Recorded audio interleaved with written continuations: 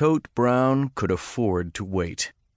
A man with a Winchester at 200 yards has all the advantage over a man armed only with a pistol, and Tote intended to give his man plenty of time to get away from his horse and the rifle in its scabbard. The horse was tied to a willow bush within 50 yards of Tote's concealment, and the rider was working his way farther and farther from the horse. To get his rifle, he would have to run toward Tote and right into the muzzle of his Winchester. Why the man was to be killed, Tote neither knew nor cared, but he did not know who had employed him for the job, and that he did not like. He only knew that he had been directed to a secret hiding place where he had found $250 and a message made of words cut from a book. The same amount was to come later if he killed his man. Tote wiped the tobacco juice from his mouth and settled himself more comfortably into the grass. This was better than the old days when he had been hired to kill rustlers and nesters by the Atlee outfit. They had always paid him in the same way, but that had been far from here. The fact that somebody nearby knew him from those days was obvious, but in the past he had received only $100 per man. 500 was more like it. Of the present case, he knew nothing. He had been told the man would be here, near this place, at approximately this time, and if he refused the job, he would be letting himself in for trouble. The message from the hollow tree had been very explicit.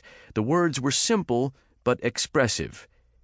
Deal McCarty is still alive.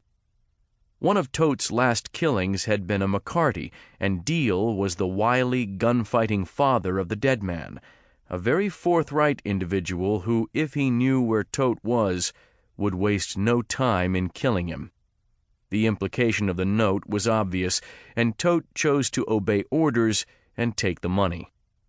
He rolled his quid in his jaws and spat. The man below was not more than 25, sandy-haired and well-dressed for a cowhand.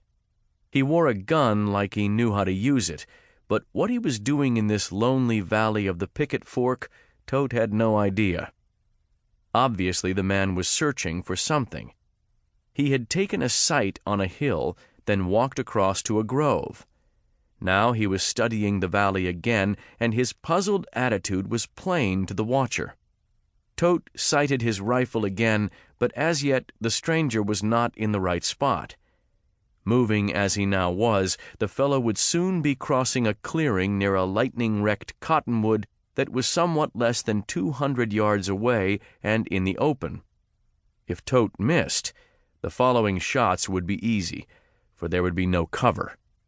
Tote Brown did not intend to miss. Twice the young man knelt and examined the ground. He pulled grass and looked at the roots. Curious, Tote watched with interest. Finally, the fellow approached a huge old tree and examined it and the ground around it. Then he paced off an area and looked around again. What was he looking for? This was not gold country, although it might be buried gold. Possibly something buried here had been found, and the finder did not want this man to know. From his previous inspection of the terrain, Tote was quite sure this man had been here before in the past few days. There were a good many tracks made by this horse and another. That could be the reason.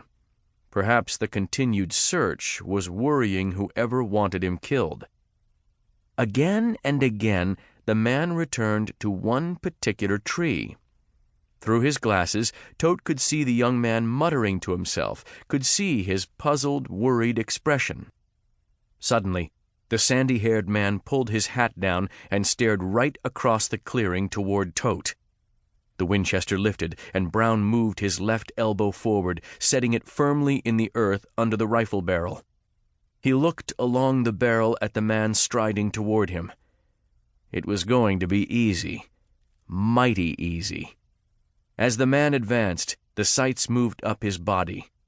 When it reached his heart, Tote Brown would fire. As he cuddled his cheek lovingly against the rifle stock, his finger moved to the trigger. To keep listening to this audiobook, I've left you a link in the description so you can do it. at no cost thanks to Audible's 30-day free trial.